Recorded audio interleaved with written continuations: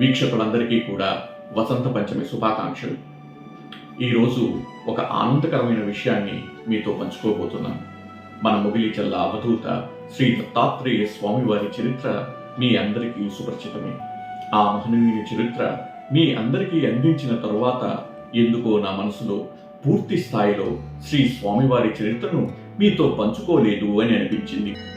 ఎందుకంటే శ్రీ స్వామివారి మానవ రూపిత చరిత్రను అందించాము, కానీ ఆ మహనీయులు వారి నడవడిక ద్వారా ఈ లోకానికి చేసిన బోధని ఉపదేశాల గురించి ఎక్కడా మేము మీతో పంచుకోలేదు. ఆ ఆలోచన నాలో బీజం పడిన తరువాత శ్రీదత్త బోధలు అనే శీర్షికతో శ్రీ స్వామివారి చరిత్రలో నేను అందుకోగలిగిన ఆశయాల వరకు మీ అందరితో సోషల్ మీడియా ద్వారా పంచుకోవడం ప్రారంభించాను. ఆ శీర్షిక యొక్క ముఖ్య ఉద్దేశం ఏమిటంటే, నాలాంటి పామరులు సైతం శ్రీ స్వామివారి చరిత్రలో అంతర్లీనంగా ఉన్న ఉపదేశాలను అందుకొని పంచుకొని కొన్నిటినైనా వ్యక్తిత్వంలో ఇముడ్చుకుంటామని. మన మొగిలిచెల్ల అవధూత శ్రీ దత్తాత్రేయ స్వామివారి అవ్యాజ కరుణ గురించి మీ అందరికీ తెలిసిందే. నేను ఈ శ్రీదత్త బోధలు ప్రచురిస్తున్నప్పుడు కూడా శ్రీ స్వామివారు అలాంటి కరుణనే చూపించారు. అది ఎలా అంటే, నేను ఈ శ్రీదత్త బోధలు శీర్షిక కింద శ్రీ స్వామివారి ఒక్కొక్క ఉపదేశాన్ని ప్రచురిస్తున్నప్పుడు మన మొగిలిచెల్ల అవధూత శ్రీ దత్తాత్రేయ స్వామివారి మందిరం వద్ద శ్రీ స్వామివారి నిజరూప ప్రతిమను స్థాపించడంలో ముఖ్య భూమికను పోషించి, అలానే శ్రీ స్వామివారి కరుణా కటాక్షాల గురించి క్రితం ఏడాది శ్రీ గురుదత్త జయ గురుదత్త అనే కీర్తనని స్వరపరిచి గానం చేసిన శ్రీ యువటూరి జయచంద్ర గారు నాకు ఫోన్ చేశారు.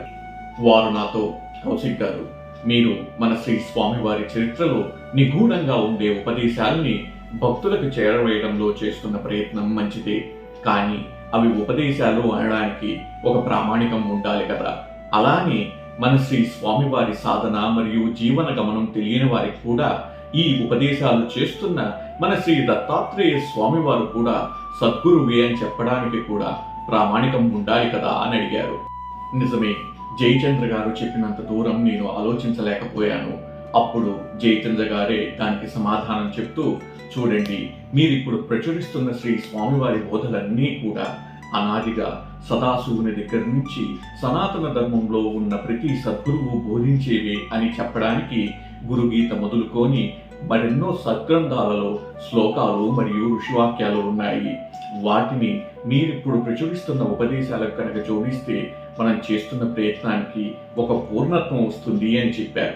నేను ఒక పామరుడిగా సామాన్య భక్తులకు సైతం శ్రీ స్వామివారి ఉపదేశాలను అందించాలనే నా ప్రయత్నానికి జయచంద్ర గారు పండిత స్థాయి భక్తులకు కూడా శ్రీ స్వామివారి ఉపదేశాలను చేరవేసేగా జోని కుదిర్చారు మన శ్రీ దత్తాత్రేయ స్వామివారు. నిజంగా మన మొగిలిచెల్ల అవధూత శ్రీ దత్తాత్రేయ స్వామివారిది ఎంతటి కరుణ కదా. ఇక అది మొదలు నేను జయచంద్ర గారు మా స్థాయిలలో శ్రీదత్త బోధనను రాసి మరెంతో మంది సహకారంతో ఒక పుస్తక రూపానికి తీసుకురాగలిగాము.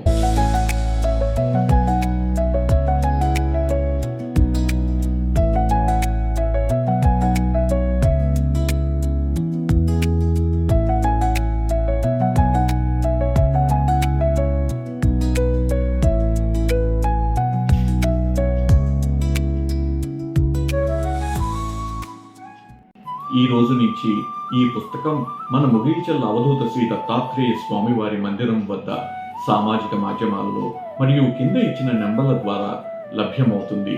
కాబట్టి మీరందరూ మా ఈ ప్రయత్నాన్ని ఆదరించి మన మొగిలిచెల్ల అవధూత శ్రీ దత్తాత్రేయ స్వామివారి బోధలని మరింత మందికి చేరువ చేస్తారని ఆశిస్తూ, సర్వం శ్రీ దత్తకృప. ధన్యోస్మి.